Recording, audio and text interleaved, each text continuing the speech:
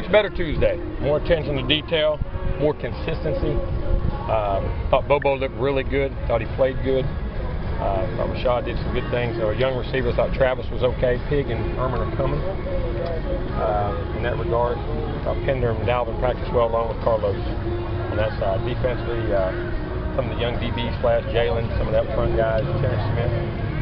Thought it was a good Tuesday, a lot of work, got a lot of situations. Then defense got to be very disciplined. Got to play gap control, man control, keep leverage on the football, dive pitch option, and quarterback, make sure they do that. But much better practice, in my opinion. Important for those receivers to take some strides? Oh yeah, but I wasn't totally disappointed in those receivers. Last week, I mean, we had 25 receptions in the game. We played 25 balls. That's a lot of balls to receive in the game. Pop made some plays. Kermit made a few good plays. We had to get better at some things. And they give us a lot of reads that left 80 one-on-one. We were able to get the ball to him. People started taking that away, but we'll go back. The reads that Pop's got weren't designed to go to him. He read it, made the big play over the top.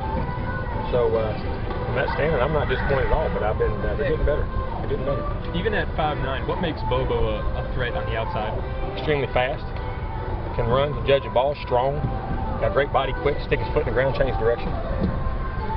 Very good route runner, becoming a very polished route runner. TJ was out today. How's he doing, Coach? Good. He had a lot of strain in that game on that leg, so we're resting it for a day or two, a couple days here. We'll see how we play it out. But he had a lot of reps in there at corner and carrying that leg, and we knew he was going to have to. So. Was in a boot. Broke a toe. Got stepped on in practice. And so he's got a broke toe, so it healed up. Is there any timeline for that? Do I let this AMD about my name? No, I don't. I mean, that could be 2 weeks, 3 weeks, 4. I mean, just those toes can be however they heal. I know the offensive line didn't play up their potential, but how much does it help that they are guys that they know that they're talented, they know they know they're talented, they know what to do, and they know that they didn't play like they could have played. At times played well, but didn't. I mean, and they'll get better. And the sky's not falling, and they'll play better, and we'll get better. And thought today did a real nice job. Thought we blocked well. Thought we had good hat on hat, good angle. Back to fundamentals. You mentioned Citadel's offensive scheme. How much preparation do you spend when it's kind of an unorthodox type of offense? Oh, a lot.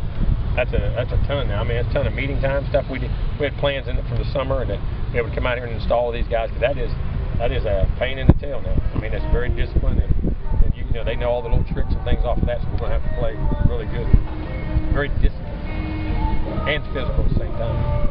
For you guys, I know you talked about gap control. Is it kind of all of it's gap control. I mean, all football and defense is gap control. Everybody's got responsible, and you can't. But the thing about it is, like, you have your gap, but then you can't go jumping out of your gap and get greedy and want to make a play.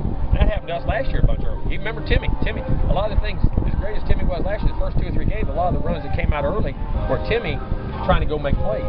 And you got to stay in there, then learn to play within the scheme and go. I mean, I'm not criticizing Timmy, but and it's natural instinct sometimes. You got to just be disciplined and stay in. Is that one of those things? I mean, Eddie was talking about it the other day. You don't have those problems at practice because it's not the same. You're not necessarily trying to, running off of adrenaline, like maybe in a game. Exactly. Sometimes when you keep wanting to show out, it's game time. And you got to keep the poise and composure. You do in practice, but that adrenaline and you want to make a play and you want to, sometimes you want to win.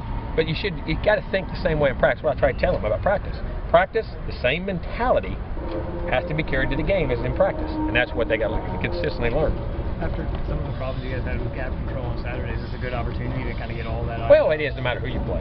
I mean, it really is no matter who you play as far as that goes. And like I say, our problems with it we weren't in them. We were in them and got out of them. And that's a difference. So you know where to go. You just got to be patient. You got to slow down and let the other guys fit and let the ball just kind of bounce. And then we got to set the edges better. Now, that's one thing we did. We did today, worked on setting edges on the perimeter better. We didn't do that as well as we needed to, no doubt. How thin of a line is it between staying patient and then going and grabbing that play when it's there? Because it seems like it's when it's there, it's there. When it's not in your gap, it ain't there. That's it's called discipline. And that's the thing about people. Well, you don't rush a passer. You don't get a pass. Well, also you rush upfield. You give running lanes for a running quarterback. When you match routes down the field, man to man, like we do in coverage, while we get all them interceptions, and you break out, quarterback runs for 30 yards. So you can't say go sack the quarterback and cover everybody on the back end, and the way you match up zone coverages, that doesn't all tie together. So all those things, understanding what coverage you're in, how you rush. Other times you be in spot zone, you can go rush the quarterback. I mean, it's all just like in run control. There's a fine when it's there and it comes to your gap and you can disengage and not give up a gap, then you engage and make the play. Is it less than ideal to have an option team right after a big game and then right before a big game? Option teams are a pain no matter when they are. So you gotta be willing to do all the work. Tim, did you see the leaders step up that you wanted to step up this week? Yeah, some. I mean, they're in practice have been good, doing all right. I mean, getting on guys. The practices are much better. As far as the practices weren't bad before. It's not I say they were bad, and I said they were good. They were fine, but we didn't have enough detail. I mean, there was not enough consistent. I mean, small detail, and then little things can make a difference. But those guys are getting them. Our older guys are being vocal. You know?